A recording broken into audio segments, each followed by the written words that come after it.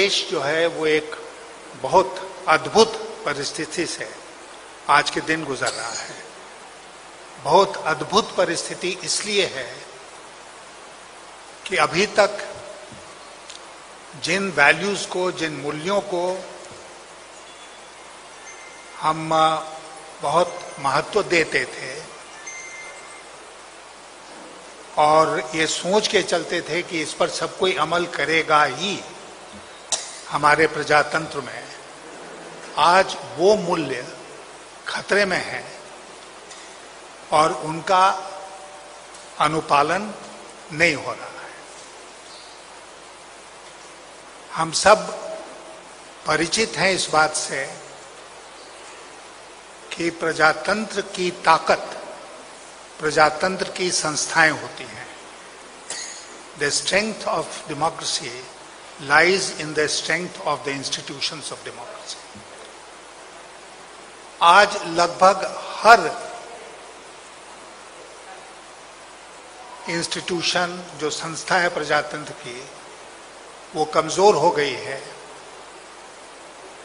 और मैं बहुत अफसोस के साथ इस बात को कह रहा हूं कि उसमें देश की जो न्यायपालिका है, जुडिशरी है, वो भी शामिल होती है। इसलिए सरकार के मनमानेपन के ऊपर अंकुश लगाने वाला कोई बचा ही नहीं।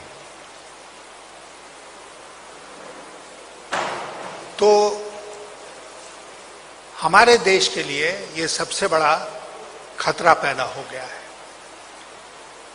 प्रजातंत्र का मतलब ये नहीं होता है कि सिर्फ आप हर 5 साल पर चुनाव करा दें, लोगों को वोट देने का अवसर दें। प्रजातंत्र का मतलब होता है कि जो सरकार बनती है, जो प्रतिनिधि चुने जाते हैं, वो 24/7 के बेसिस पर जनता के प्रति अपने कर्तव्य का पालन करते रहे। तो आज आप देख रहे हैं कि हमारे देश में क्या हो रहा है और ऐसा लगता है जैसे कि किसी को कोई चिंता नहीं है। आज इस देश का किसान उद्वेलित है। जो किसान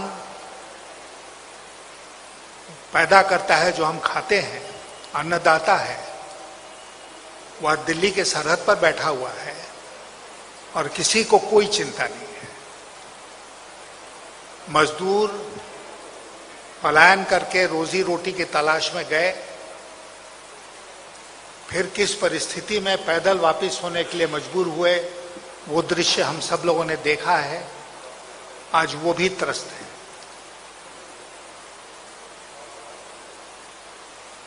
शिक्षा, स्वास्थ्य, ये सब आज दुर्दिन से गुजर रहे हैं और सरकार को कोई चिंता नहीं है। ऐसा लगता है कि सरकार का आज के दिन, और खास करके जो रूलिंग पार्टी है, उसका एक ही मकसद है। वो मकसद है किसी तरह चुनाव जीतो। जहां कहीं चुनाव हो, जिस स्तर पर चुनाव हो, उस चुनाव को जीतना जरूरी है। आपके मन में यह प्रश्न आ रहा होगा कि मैं तो अटल जी की सरकार में मंत्री था, तो मैंने उस पार्टी को क्यों छोड़ा। तो मैं आपसे कहना चाहता हूं कि अटल जी के समय की पार्टी और आज की पार्टी में आसमान जमीन का अंतर है। अटल जी कंसेंसस में विश्वास करते थे। आज की सरकार क्रश करने में विश्वास करती है। अटल जी लोगों को कोऑप्ट करते थे। आज की सरकार लोगों को कॉन्कर करना चाहती है, उनको पर जीत हासिल करना चाहती है। आप अटल जी के समय का देखें, जो नेशनल कोएलिशन उन्होंने बनाया था, तो जम्मू और कश्मीर में नेशनल कॉन्फ्रेंस फारूक अब्दुल्ला, पंजाब में अकाली दल, हरियाणा में चौटालाज, उसके बाद आप आइए महाराष्ट्र में शिवसेना, कर्नाटक में जनता दल एस, तमिलनाडु में कभी अन्ना डीएमके या डीएमके, आंध्र प्रदेश में टीडीपी, उड़ीसा में बीजू जनता दल, बंगाल में ममता जी, असम में असम गण परिषद, बिहार में नीतीश कुमार की पार्टी, उन्होंने एक नेशनल कोएलिशन सच माने में बनाया। और ये कभी उनकी इच्छा नहीं रही कि इनको दबा दो, इनको बर्बाद कर दो और वो जो स्पेस खाली होता है उसको स्वयं के लिए ले लो। आज की जो भारतीय जनता पार्टी है उसके साथ कौन है खड़ा? अकाली दल छोड़ चुका, शिवसेना छोड़ चुकी, बाकी जितने नाम हमने लिए कोई भी आज साथ नहीं है, है? हाँ, अकाली छोड़ गए जो सबसे पुराने सहयोगी थे, बीजेडी चली गई। तो एक नीतीश कुमार जेडीयू को छोड़कर बिहार में, उनके साथ कोई महत्वपूर्ण पार्टी आज के दिन नहीं है। और इसलिए नहीं है क्योंकि उनके साथ वो रहने के काबिल ही नहीं है। इसलिए एक बहुत गंभीर लड़ाई आज जो देश में चल रही है, वो गंभीर लड़ाई केवल चुनाव की लड़ाई नहीं है, केवल राजनीति की लड़ाई नहीं है, वो देश की अस्मिता की रक्षा, देश में जो प्रजातंत्र है उसकी रक्षा की लड़ाई में बदल चुकी है। और मुझे लगता है कि जो लोग भी इसमें विश्वास रखते हैं कि देश में प्रजातंत्र कायम रहना चाहिए, उनको इकट्ठे आने की जरूरत है। ममता जी और हमने साथ मिलकर अटल बिहारी वाजपेयी की सरकार में काम किया था। ममता जी शुरू से ही एक फाइटर रही हैं।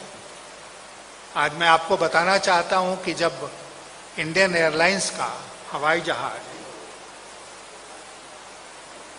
उसको अगवा कर लिया गया था, अपहरण हो गया था, और जो आतंकवादी थे उसको कंधार ले गए थे, तो कैबिनेट में एक दिन चर्चा हो रही थी, तो ममता जी ने ऑफर किया कि वो स्वयं हॉस्टेज बन के जाएंगी वहां पर, और शर्त ये होनी चाहिए कि बाकी जो हॉस्टेजेस हैं उनको आतंकवादी छोड़ दें और वो उनके कब्जे में चली जाएंगी, और जो कुर्बानी देनी पड़ेगी वो कुर्बानी देंगी देश के लिए। तो आज ऐसी सारी ताकतों को इकट्ठे आने की जरूरत है। बंगाल में चुनाव होने जा रहे हैं, इसमें कोई शक नहीं है कि तृणमूल कांग्रेस बहुत थंपिंग मेजॉरिटी के साथ सत्ता में वापस आएगी।